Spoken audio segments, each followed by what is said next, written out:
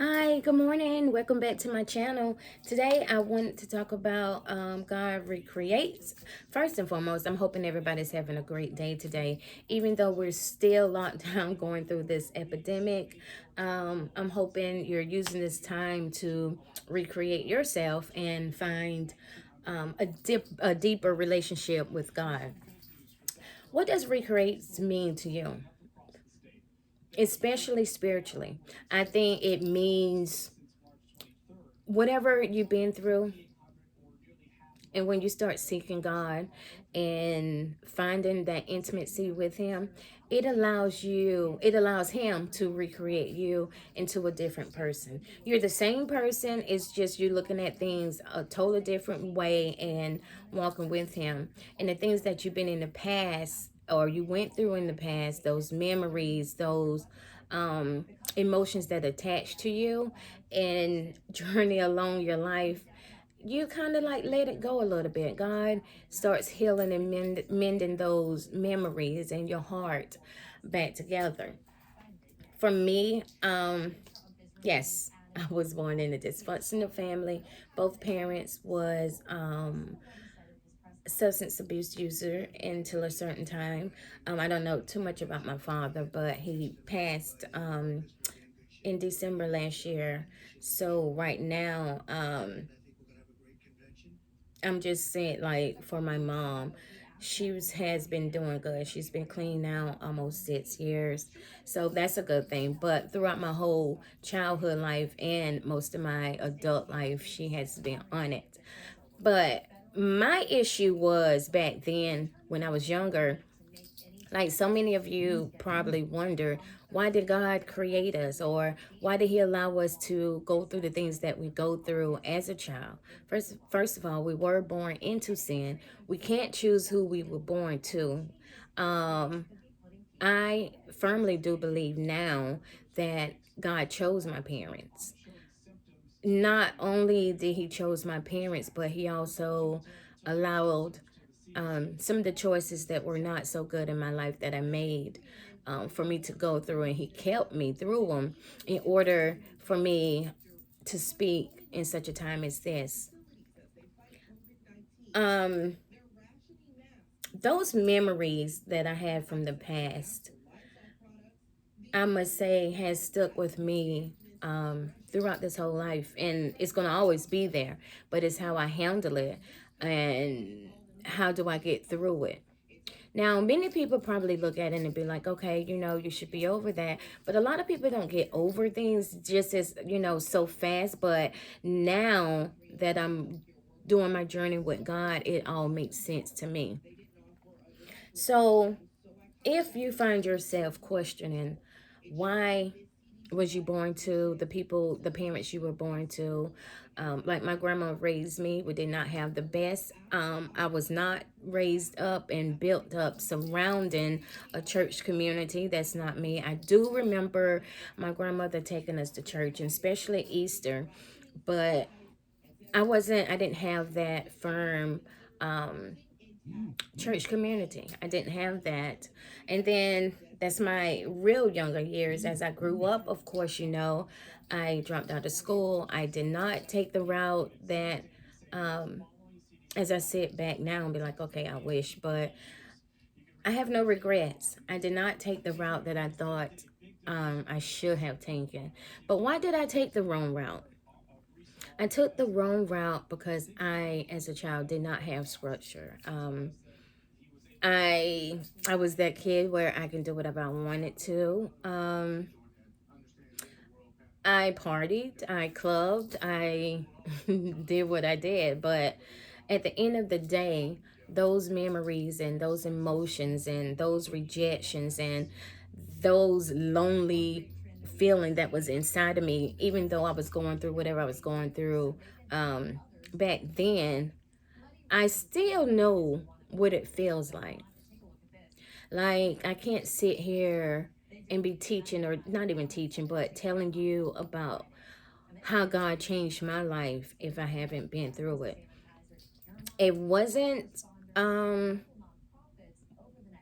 if I had a choice, I wouldn't have picked that life. I wouldn't have picked that life. I used to want to be a surgeon when I was younger. Not that I couldn't do it now, but no, I couldn't do it now. And besides, now God has me on a different journey. So if you find yourself asking why you had to go through the things you went through, or why, if some people probably say, if there is a God, why did he allow me to have such a bad life um when you was younger?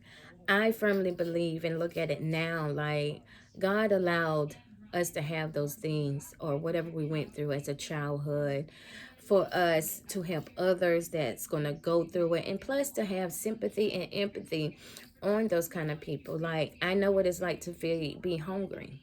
I know what it's like not to have a meal every night. So, with that being said, in 2016, that's when I started my little homeless feeding called Never Lose Joy. And that was something that was always in me. I love it. I love it to death. I will not change it for the world. But I know what kind of people I gravitate to. I do gravitate to the lost, the left, the ones that feel like they're left out. Those that parents are addicts and they feel like, okay, this is all that there is. I gravitate to um that world, that street world, as though it doesn't look like it now, because when I tell people my story, they like, it don't look like you went through all that, or that was me. But it was me then, but not now. um I gravitate to your drug dealer girlfriends for the simple fact I've been there before. I've been in the court system. It's just, it is what it is. Life has a funny way of just going on, and you never just stop and looking back until you start seeking God, and you're like, wow, that was really me. Like, I never in a million years would have thought that I would have stopped smoking weed. I thought I was going to be grow old smoking it. But thank God he changed that mind. And that's where he recreates. He starts coming in, cleaning you up, changing the way you think, the way you thought, and actually start allowing you to look at your past as a good thing if you allow him to let him use you for that reason. Like, let's not use our past as a stumbling block. I did. I was confused. I was lost. I made bad choices, and especially with men. And that comes from the lack of trust. That came from the lack of trust. I used to move all the time from state to state. I remember getting here and like 5 years ago and asking God, like, fix me. I know that there is something wrong. Like, I know that this behavior is not the real behavior. You see what I'm saying? Like, I know you're not supposed to move every 5, 6 years from place to place, but why did I do that? And the reason that I did it is because of stability from my past with my parents, with my mother, especially. I didn't have that stableness, and not that I ran away from anything, but it was just after 5 years, it just seemed like the place got boring. And just because I could, I had no guidance, I had no structure. I was used to that lifestyle. So right now with me, I am stable. I allow God to do whatever he chooses to do in my life, because I have to look back at my life and my family and just know that at one point it was just me and him. Then it was me, him, and my first daughter. And then it was me, him, my daughter, and another one, my second daughter. So for all these years now, it's always just been the four of us. I do have people I can call and talk to, but I choose to do it with God, because so far his way is the best way. Not that it's easy. I'm not sitting here telling you that changing your life is easy, because it's not. I remember treating it as a job. I was trying it so hard and it was exhausting. And I'm telling you to don't do that. It's going to come natural. It feel like to me, I woke up one day and whew, I was a different person. That's what it feel like. But what happened was all the years that I picked up the Bible, whether it was one day, 10 days, or whether it was 1 month and the next month, at some point, all the stuff that I was doing and talking to God about came together. At some point, I don't know what point it is. A lot of people say that they remember the day that they got. I remember when I got saved and baptized, of course, but everybody said they remember that one day of that encounter with God. Me, I, I can't pinpoint a one day. Now I can pinpoint when I sat and thought about it. I had went to jail. Ooh, thank you, Jesus. I had went to jail. I think it was like in 2005 or somewhere up in there. And I remember sitting there, and there was this song that I used to love. And I don't even know the name of it, but I remember the words that said, God has not forgotten.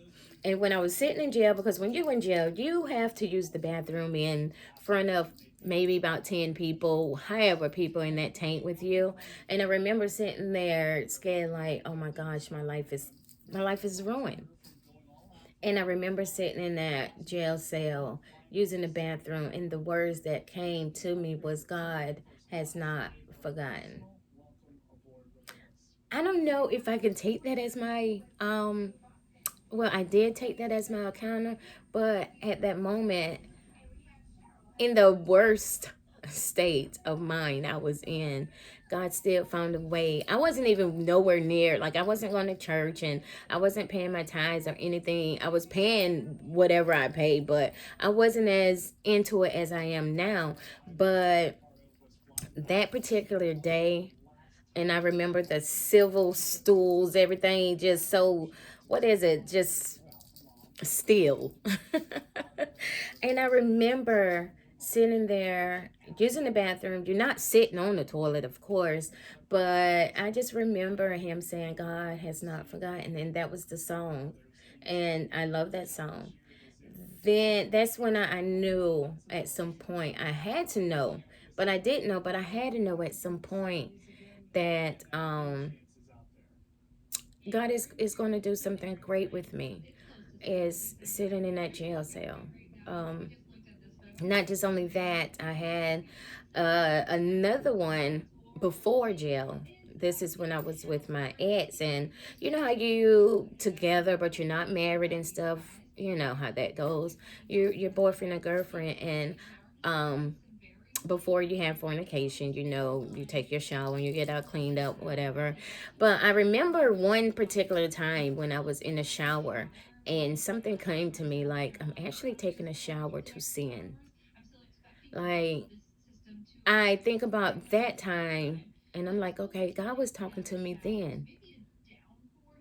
And it started getting to the point where, okay, any of time that that fornication take place, it was like, I'm taking a shower to sin. Knowing, you know what I'm saying? So I look at things now and I'm like, oh my gosh, you were with me and talking to me then. But we don't know. But really, what I felt happen is I started getting a stronger desire. I always was curious about God. I always was curious to live for Him. But I started getting desire like this can't be life. I was so unhappy. I was so unhappy. Not even that I'm so happy now, because when I find myself getting to that lonely place, I have to remember God's word. That's why it's important to know his word. But I was so unhappy. And all I wanted God to do was heal me from my past, heal me from my now, just heal me, like just recreate me over.